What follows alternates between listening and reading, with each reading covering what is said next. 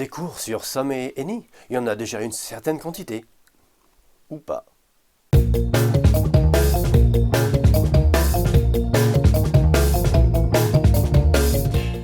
Bonjour et bienvenue sur Méthode Garbi pour améliorer, booster, perfectionner votre anglais plus rapidement et sans effort. Aujourd'hui, nous allons voir la différenciation entre some et any ainsi que les pièges que l'on peut trouver dans certains cours qui portent justement sur ces deux mots. La première erreur, c'est de penser que la différenciation entre some et any a quelque chose à voir avec la différenciation entre les dénombrables et les indénombrables. Pour faire la différenciation entre les dénombrables et les indénombrables, c'est l'objet d'un autre cours. Mais la différenciation entre some et any n'a rien à voir avec les dénombrables et les indénombrables, puisque some et any peuvent se placer devant des dénombrables comme des indénombrables.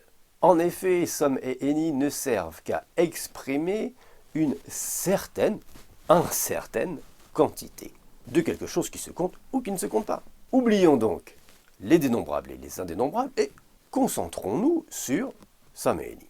La première chose que l'on apprend généralement dans la plupart des cours sur some et any, c'est qu'on met some pour les phrases affirmatives et any pour les phrases négatives et les questions. Et là arrive la première forme interrogative, Can I have some sugar, please? Ou Would you like some sugar? Autrement dit, une forme interrogative avec un point d'interrogation dans laquelle on a mis some. On ne vient pas dire que pour les questions c'était any. Justement, c'est là la grosse importance de préciser ce qu'est une question. Any ne va pas se mettre dans les formes interrogatives, mais dans les questions, c'est-à-dire lorsqu'on va chercher une information. Lorsqu'il s'agit d'une forme interrogative par politesse, lorsque l'on propose « Would you like some sugar ?»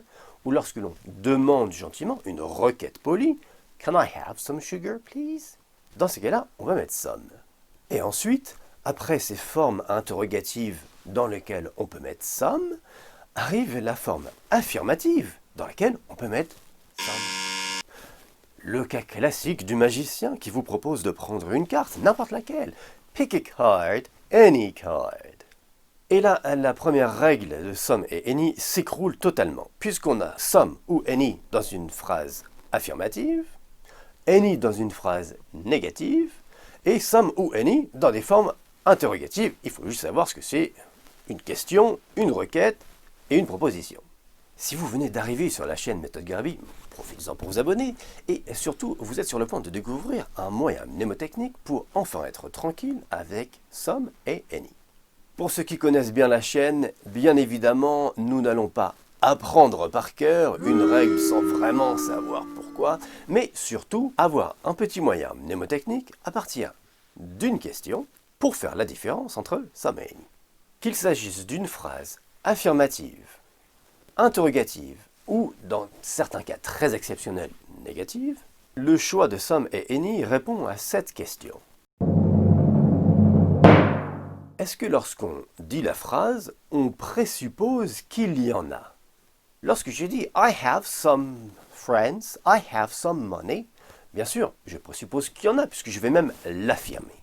Dans une phrase négative, « I don't have any ID, I don't have any brother or sister, I don't have any coins », on ne présuppose pas qu'il y en a, puisqu'on va même dire qu'il n'y en a pas.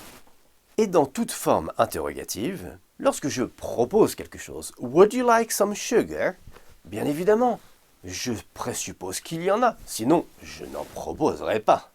C'est la même chose pour les requêtes polies. « Can I have some sugar, please ?» On présuppose que la personne en a. Parce qu'un anglais ne va pas vous proposer du thé s'il n'y a pas un minimum de lait, de sucre. Et dans les questions informatives, lorsque je vais chercher l'information, parce que je n'en ai pas la moindre idée, je suis totalement neutre, peut-être ben que oui, peut-être ben que non. Do you have any brother or sister? C'est là que l'on va mettre any. Le petit truc mnémotechnique se retrouve dans le Garbi Deck. Pour some et any, est-ce qu'on présuppose qu'il y en a? Oui. Some?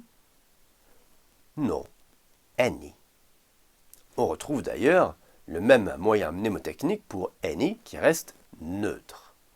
Si ce petit truc vous a plu, likez, commentez, et si ce n'est pas déjà fait, abonnez-vous pour profiter encore plus d'autres moyens mnémotechniques pour améliorer votre apprentissage de l'anglais. Retrouvez ce truc parmi d'autres moyens mnémotechniques tout aussi redoutablement efficaces dans le Garby Deck.